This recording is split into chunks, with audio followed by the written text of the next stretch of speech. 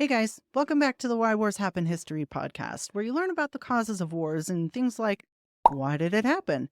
Was it inevitable? Who was involved? Sometimes I go back hundreds of years just so we can understand what the hell happened. And if you want to talk more about war, we also have authors, historians, war generals, royalty, actors, filmmakers, a whole bunch of people come on as guests, and we talk about everything about war before, during, and after war. So let's go.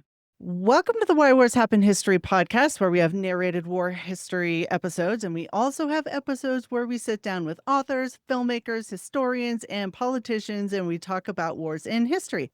Today's guest is Stephen Platt. He is an award-winning historian, and he holds a PhD from Yale. He's also the author of multiple books, including today's book, The Raider, The Untold Story of a Renegade Marine and the Birth of U.S. Special Forces in World War II. Stephen, thanks so much for joining us today. Thank you for having me here.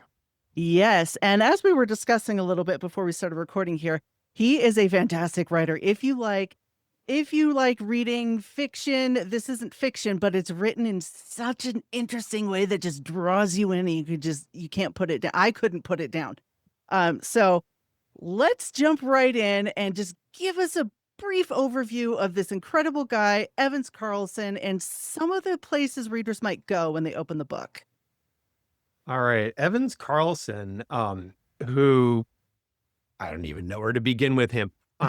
He is a legendary World War II Marine whose life has just been sort of clouded by mythology and misunderstanding. He he's the commander of the 2nd Marine Raider Battalion in World War II. This is one of the first U.S. Special Forces units. He was he was an intelligence officer in China in the 1930s, wound up embedding with the Chinese Communist Army, learning their guerrilla tactics, and then trying to import them into the Marines after Pearl Harbor. This is what he's really known for. He had a personal relationship with FDR. He was a liberal icon during World War II. He's the guy who gives gung-ho to the English language. Right. Yes, this guy, he's such a character. It almost feels like something out of Marvel origin stories or something. It's totally wild. And this was a guy, he wasn't just falling into these positions out of luck. He kind of seemed like he had this drive in him, pulling him towards these things. Is that kind of like his instinct to go after these things? Yeah, I mean, he ran away from home the first time when he was 12 years old. He grew up, he was the child of a Congregationalist minister in New England, and every couple of years they would move to a different parish. But yeah, so he runs away from home when he's 12. It doesn't last very long. He has to go back home. He runs away again when he's 14 and makes it permanent.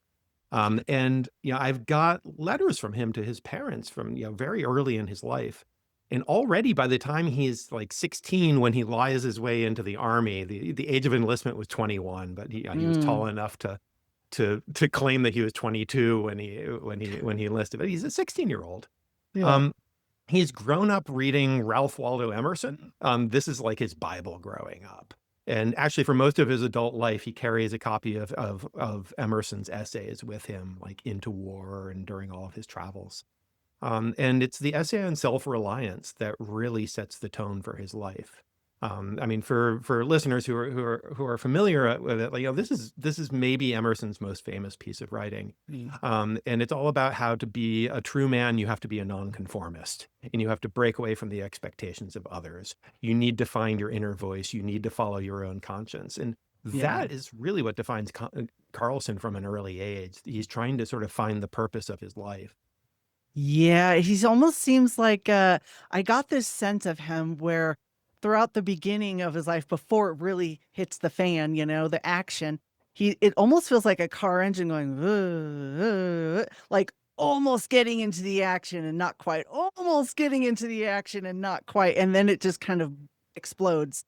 And I could see that influence from that book on him, where he's just trying to figure it all out. And it's very interesting how his origin story is in the book.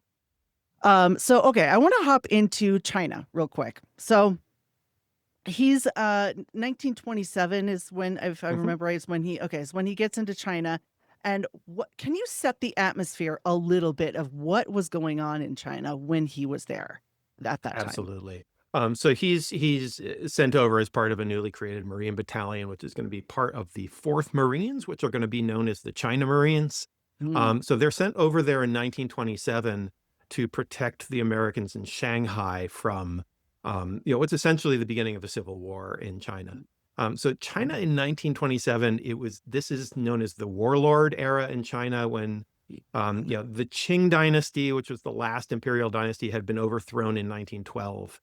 And a republic took its place, but never really got its footing. And so the country really quickly broke down into separate spheres of power. And you had warlords who had their own armies fighting against each other. There were wars between provinces. There were alliances. Yeah.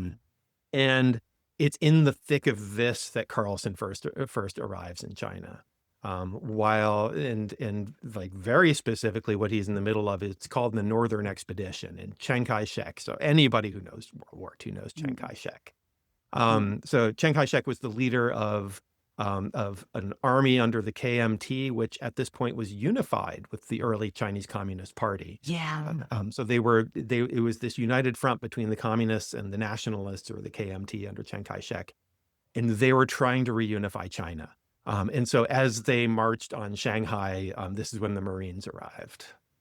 That's so wild to think. When you think of the warlord era in China, it seems so far removed. It seems like hundreds of years ago, or in a world that's so far away.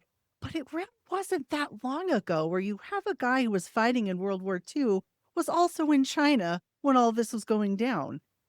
That that must have been I can't even imagine. I keep trying to imagine what that must have been like being there during that. And that's kind of one of your first real action-esque kind of things going on. That is just so wild. And this was at the time when Russia was kind of getting a little bit close to China as well, with like weapons, and there's just tensions globally in the air, I feel like. But Yeah. I don't know. But Yeah. yeah, kind of scary to think about. I mean, Carlson gets to China, he's very anti-red, very Mm, anti-Soviet, very mm, anti-communist. And at this point in time, though, Chiang Kai-shek, who is going to be America's man in China in World War II and thereafter, he's the one that we protect as he moves to Taiwan after the Chinese yeah. Civil War. 1927, Chiang Kai-shek is seen as being in the pocket of the Soviets, and that Mhm. he's seen as the great threat. And what happens while Carlson is there, not long after he arrives in 1927, is that there's a split between the KMT and the communists, and Chiang Kai-shek turns on the communists and their Russian advisors, and massacres as many of them as he can. So Carlson is like right there at ground zero for the Yeah. beginning of the Chinese Civil War, which is going to embroil China all the way through to 1949. And so before you even get into what the crazy stuff he was doing in World War II, he's like it, it's like this separate spy storybook kind of thing he's got going on, this larger than life. He's doing this espionage, and he embeds himself with communist forces in the 1930s. Is that correct? Exactly. Yeah, so by 1937, he comes back to China. By that point, he's a mid-career intelligence officer. Uh, He comes back to China in the summer of 1937, just as the Japanese are invading. This is the beginning of World War II in Asia, the Second Sino-Japanese mm, War. So he's there for the Battle of Shanghai, which is just this shockingly bloody battle. yeah. Chiang Kai-shek sent 300,000 of his best troops to Shanghai to try to hold the line against the Japanese, and they had a nearly 2/3 casualty rate. These were his Jeez best Louise. German trained troops. So Carlson's back at this point, with basically a private mission for FDR, to find out how the Chinese armies are equipped, how they're organized, what their capabilities are for standing up to the Japanese. And it's Right. sort of on the basis of this that he makes his way up to North China, where the communists are, and sort of behind the Right. behind the lines of the KMT encirclements. Right. In- And he's going to be the first, and until almost the very end of the war, the only American military observer who's actually going to go and spend time with the Chinese communists and go into the field with them. And that is just so crazy when you think like, so obviously when you think of Mao, you think of a couple decades later, but really, so this is before the Communist Party was like the dominant party in China. And he's just like, well, embedding himself in there and kind of learning their tactics a little bit. And the book is so great at laying all of this out. It's just, it's still, I can't wrap my brain can't accept that that was a thing that happened and that, like somebody could go there and not be like, well, I'm going to die any minute now. I'm here with Mao's communist training. Like, I can't even fathom that. So so he learned quite a bit on the ground in China, and then he became kind of an advisor on Chinese matters to FDR. Without going too much into it, because really think people should read the book, can you give us just a little bit of an idea of how close of an advisor he was to FDR? Sure. I mean, one thing I should say about Carlson, like along with this restlessness that he always had in his life that we talked about, yeah, the revving of the engine until Yeah, he yeah, finally yeah. gets purchased and moves forward. The other thing is Uh, that he's a very charming person. He's very mm, easy, like people like him. So in 1935, 1936, around there, he just randomly gets assigned guard duty for President Roosevelt at his alternate residence in yeah. Warm Springs, Georgia. So he's there during holiday times as the head of a 65 man Marine detachment protecting the president. And it's in the middle of that the president starts to take a real liking to him and like invites Carlson and his wife to come to the White House for lunch, et cetera, et cetera.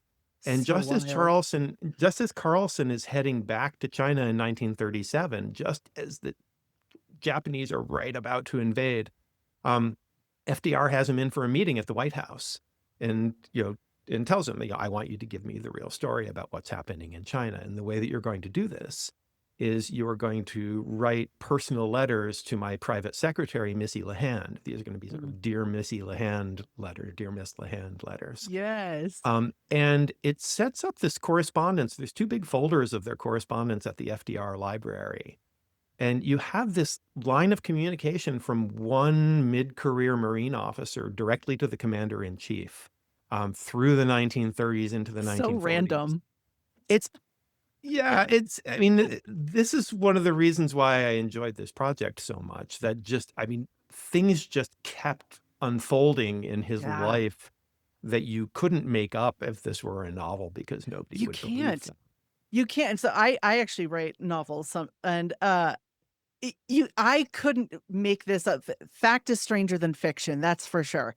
And this is one of those stories where it's like multiple portions of his life. I'm like, this is crazy, and it doesn't sound real.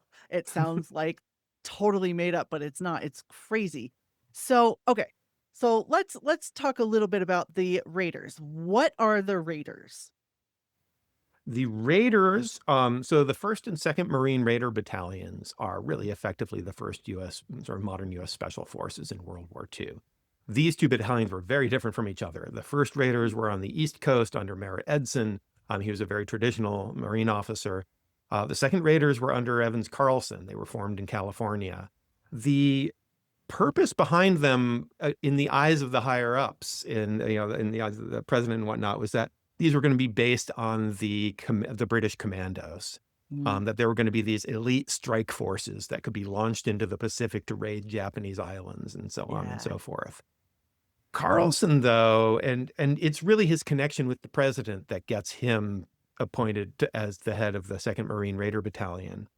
He's coming off of a period where he was in North China studying how the Chinese communists were fighting, and he was just Mhm. completely blown away by their guerrilla tactics. He wrote back to FDR, they've just pioneered an entirely new kind of fighting, and it's quite amazing. The Raiders were his chance to try to put all of that into play in the U.S. military. So basically, he was trying to import everything that he had learned tactically from the Chinese communists, trying Yeah. to import that into the U.S. Marines with this special battalion, which he trained just like the Chinese guerrillas What a fighting the Japanese. project. That is Yeah. nuts. And so Are there examples of stuff that we could see today that it's like, that's directly from what he brought in? Fire teams. I mean, he was the first to use fire teams. That instead of having one squad leader trying to keep track of 9 or Yeah, 10 yeah. Marines, breaking them into small units. The real emphasis of his battalion was on like small, tight knit, egalitarian fighting groups. Ah, He wanted to break down the sharp hierarchy between officers and enlisted men. This is there's the tactics of today's special forces are completely different and whatnot, but the sort of the ethos sure. and the elan and the Yeah, esprit de yeah. corps really draws from this. So he wanted fighters who were like brothers to each other, where the officers, the officers were like their fathers. The Yeah. officers would share every hardship that the enlisted men did. They would have no privileges that the enlisted men didn't have. And Carlson's men just adored him because of Yeah. and it also Yeah. rankled everyone above him in the Marine Corps because he was undermining discipline in their eyes, and he was always going on about trying to get rid of all the perks for the officers. That I was gonna ask about that. So it's funny because I can't even like imagine what those teams not existing, that ethos not even being there, and it's such a divide between, 19th century warfare and 18th century warfare where you have these officers who were like not even close to being part of any of the fighting going on, and they were just totally different. Um, but okay, I wanted to ask a little bit about the military brass and the higher ups, and there was this kind of distrust that they had a little bit of Carlson. And is that just because he was trying to get rid of the perks, or was there something Oh, more going I on mean, they there? flat out thought he was a communist. Ha, ha, yeah, I mean, like he's gonna so his rate he's gonna lead his raiders. They have two missions that they are able to do before he's pulled from command. The first one is a raid on a Japanese-held island, Makin Island, in the Gilbert's Chain, where they're launched from submarines to try to annihilate the Japanese garrison. This is right at the beginning of the Pacific War. The second is a month-long patrol on Guadalcanal that's really legendary in the Marines to this day. yeah, It's known as the Long Patrol. yes, But pretty soon after that, they pull him from command. And they're sort of too polite to humiliate him publicly that he was a real hero to the American public by this point, and he was like a media darling during World War II. yeah, But they didn't want him anywhere near the enlisted men anymore. They you get from their oral histories and memoirs and stuff, like Omar Pfeiffer, who was, Admiral Nimitz's, the senior Marine on Admiral Nimitz's staff. In his oral history, he's like, Carlson was teaching them pure and simple communist doctrine. Every time I hear gung ho, I want no, to throw up. Yeah, oh my god, so they were very, yeah, very suspicious of it. I mean, the classic like quip about Carlson, which I was never able to, I think it's apocryphal. I was never able to mm, find an original source for it, but it's attributed okay, to David yeah, Shoup at the Tarawa landing. Carlson was there too, not in charge, not commanding his raiders, but he was there as an observer with David Shoup on the beach. Um, and you reportedly like Shoup watched, Carlson, he was like charging back and forth across the beach through all this small arms fire and artillery and blowing up all around him. And he like turns to naturally. somebody next to him and he says, well, Carlson may be red, but he's not yellow. Oh That's, my god. and that is really sort of Wow. the essence of how he's going to be thought of in the Marines after he dies. That nobody questions his courage. Yeah. Nobody questions his battlefield courage. Everybody questions his politics. Sure, and it's kind of on the surface, at least, you can go, "Okay, so he's anti-communist, but he's embedded himself with these." It's hard to imagine being anti-communist and embedding yourself with communists and learning their tactics and not having some sort of, I don't know what the word would be, not kinship, but like, empathy or something. Like, it's like, Yeah. do you think that he kinda softened a little bit his anti-communist views while he was with them? He is sort of a classic example. So like I'm a primarily historian of China and the West, and I used, Mm, my previous books are 19th century, like Taiping Rebellion, Opium War. I'm yeah. always fascinated by these characters, whether they're like American or British or Chinese, who sort of try to cross this huge cultural gulf Mm. between China and the West, and who think they've got it, and they've really like they know all Ugh. everything. And I mean, you have this to this day with like, American businessmen who go to China for 2 weeks and they come back and they're telling everyone this is how it is in China. Blah, blah, blah. Oh, So yeah. Carlson is one of these people. He spent a considerable amount of time in China. He studied the language. He never became fluent. Um, but he was really sure that the Chinese communists were not really communists. So Mhm. his idea of communism was Soviet communism, is this like humorless, paranoid, dictatorial political Different, yeah. ideology. And really, I mean, what people meant when they called somebody a communist, or, in this era, they meant that like they're in the pocket of the Comintern, they're being directed by Stalin. Right, right, And right. what he saw of the Chinese communists was that they were actually incredibly friendly and easygoing. They really seemed to want an alliance with the US. They treated him really well. And so he came out of all of that thinking that whatever the Chinese communists are, it's not communist the way we think of like the Reds in the Soviet Union. Okay, yeah. Yeah. That And is this was his interesting. fundamental misunderstanding because they really were communists. You're right, right, right. It didn't necessarily look that way during World War II. Publicly, they were calling for a democratic government in China. Mhm. They wanted to have a coalition government with Chiang Kai-shek, but Mao all the way through is he's Eh. absolutely going to be headed towards communism. Yeah, yeah, it ends up in the same Stalin-esque kind of thing. Okay, so that brings us to the McCarthy era. Let's talk about what the heck happened to him. He's this like national hero in World War II, and now he's in a little bit of trouble. Yeah, so he comes out of World War II. So he's gonna like World War II ends for him in June of 1944 when he's shot on Saipan.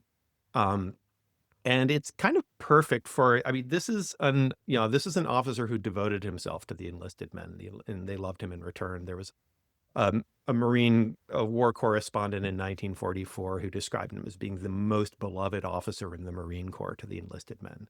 So he Yeah. gets shot on Saipan. He's a colonel. He gets shot on Saipan trying to save the life of a wounded private. Then takes 2 bullets from a machine gun, gets evacuated home. So his star is flying high at this point. Like Yeah. his reputation has never been stronger. He's adored by the enlisted men in the Marines. FDR visits him in the Naval Hospital secretly in California. Roosevelt was on his way to Hawaii at the time to meet with his commanders. He's like a big deal. Yeah. Yeah, Eleanor Roosevelt comes on a different day with her son and It's the Secretary of the incredible. Navy. So he's retired on the basis of his wounds. He's moved very far left politically from where he was when he started out his life. He was quite conservative at the outset. So he's not he's never a communist, but by this point he's a political progressive. And he wants like rights for the veterans coming home. He wants equality between the races in the United States. He wants to like an improvement to American democracy. So he's going to be this real icon for the political left. Yeah. And he is all set in 1946 to run for Senate in California when he has a heart attack. So he has to pull out. He never gets to start campaigning. And it all just declines from there. So he only lives until 1947. Yeah. He only survives for 2 years after the end of the war. And it's a really sad period because he's declining in his health. He never recovers from the wounds that he got on Saipan. He can barely walk. He has a succession of heart attacks and strokes. But his primary cause at the end of his life is calling for U.S. neutrality in the Chinese Civil War. And Mm. I can explain briefly what this Yeah. is all about, is that this rivalry between the communists and the KMT in China goes on hold for a while during World War II, that they form another united front to fight against Japan. While Carlson is visiting the communists, they are officially allied with the KMT at that point. Mhm. But this is going to break down in the course of the war, and the defeat of Japan reopens a full-fledged civil war in China. So as long as FDR was alive, Carlson felt that at least his voice was being heard. But after Sure. he Yeah. dies, Carlson has no influence at all with the Truman administration. And Truman in this civil war very deliberately takes the side of Chiang Kai-shek. Mm. He's actually Truman's going to be, they're going to be attacked by McCarthy for not doing enough to support Mm, Chiang Kai-shek, but they do a lot to support Chiang Kai-shek. mm. And Carlson's view, and 1946, he is still the only U.S. military observer who has spent substantial time in the field with the Chinese communists. He sees The the only organizing. one. Yeah, he's seen firsthand the organizing work they are doing behind Japanese lines to organize peasants, build support from them, build nationalism in them, a desire to support the communists and fight the Japanese. That he wasn't a great political observer. Again, he never really thinks that they're communists. He's not going to live long Right. enough to see what Mao Right. is really capable Right. of. Yeah. But he's a very good military analyst. And he is absolutely adamant that there is no way, even with American support, that Chiang Kai-shek could win a civil war against the Uh-huh. communists, Yeah. that the communists have the people on their side. And he was right about that. But he's going to be a critic of Truman until his dying day, and he's going to be Mm. absolutely savaged for that in the McCarthy era. Yeah. So that makes sense how that all kind of unravels in that way. And it is fascinating because if you step back a few years, you wouldn't see that coming. Uh, I feel like I mean, you one of the amazing things here is just looking at the press in the middle of World War II, that not only does Carlson not have to hide his connections to the Chinese communists, but that's the whole basis of his mystique to the American press. That's what gung ho is. It's Mm, that the Chinese communists have the secret of how to beat the Japanese, and that's gung ho. yeah. So, I mean, I think Americans, like, tend to forget that we were even allied with China at all during World War II, Yeah. just because it's not high Definitely. on anyone's radar. But especially, I think we tend to forget just how positively Americans viewed the Chinese communists until Mao's rise in 1949. Totally bizarre. And Yeah. what do you think he would have thought if he had lived just a little bit longer to kind of see the Cold War hit its height and kind of everything in China go the way that it did? What do you think he would have changed his mind? I think he would have been heartbroken. I hope he would. Like, let's just say, like, as a historian and as a biographer, you have to have the humility to know that you know somebody only as well as what they have written down and said that has been Right. recorded. You're never, I mean, you can fool yourself into thinking you're inside their mind, but they're not. I Yeah. hope that if he had been alive into the 1950s and 60s, that he would have seen that his sort of the democratic ideals that he thought the communists were being put into Yeah. place were not Mao's plan at all. I really hope Yeah. that.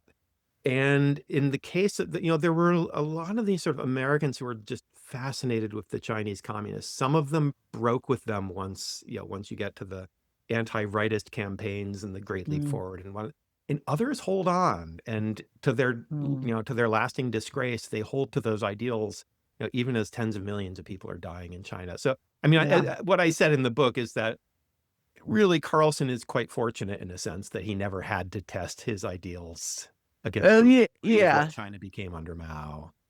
Yeah, you never shouldn't live long enough to see your heroes become the villain or so Yeah, whatever that saying is. Yeah. yeah. Um, well, before we go, I want to ask, so let's say someone's never heard of Evans Carlson or the Marine Raiders. What's something from your book you want readers to walk away with thinking? I want them to walk away thinking about the fact that America and China were extremely close in the 1930s, probably closer than they've ever been since, Hmm. and that we were allies in World War II. And by all rights, we should have come out of the World War II era as friends. If not friends, at least having diplomatic relations. Yeah. But the unfolding and the unraveling that comes at the end of this book is just the breakdown of that alliance, Yeah. and then through the Civil War. And the reality of what happened is that 5 years after the defeat of Japan, Americans and Chinese were slaughtering each other in Korea. Yeah. So I want them to come away with at least the sense of what if, that could this have gone a different direction? Yes. I Because I think love we're that. still living in the shadow of that today. Yeah, and I think you're spot on where a lot of people don't know just how close we were or that we were even allied at all with them in World War II, and so I love that. And okay, so thank you so much for coming on the show and answering all of these questions. Stephen Platt, author of The Raider, The Untold Story of a Renegade Marine and the Birth of U.S. Special Forces in World War II. It's out now, and you can get it anywhere you get books, Amazon, Barnes & Noble, pretty much anywhere. I highly, highly recommend this book, The Raider, Stephen Platt. Seriously, go get it. Thank you again so much for being here. Thank you, Emily. I really enjoyed it. Yeah, all right, bye.